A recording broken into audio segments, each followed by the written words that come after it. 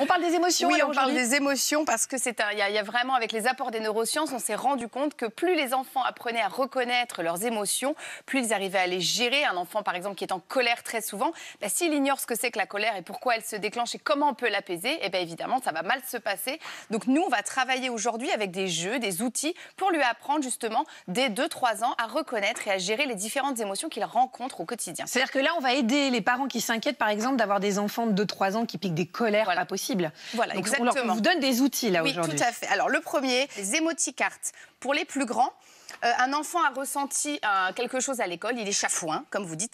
Vous lui proposez de choisir une émotion négative qu'il a ressentie. Bon, par exemple, il était stressé pour son interro. Le stress. Ah oui. Le stress. Donc qu'est-ce que tu vas pouvoir faire ? Quelle est l'émotion que tu aurais préféré ressentir plutôt que du stress devant ton interro ? Eh bien, la confiance en soi. Évidemment, Marie. J'aurais préféré. Donc, et là, derrière, on a plein de choses, ce que c'est que la confiance en soi. Et pour remédier à ça, c'est-à-dire j'étais stressée, j'aurais voulu avoir plutôt confiance en moi, on va piocher au hasard une carte bleue qui va nous proposer une activité, sophro et compagnie, pour nous déstresser. Donc problème et solution. Problème et solution, beaucoup d'outils. Et c'est important de parler des émotions pour faire de l'adulte équilibré, ou presque.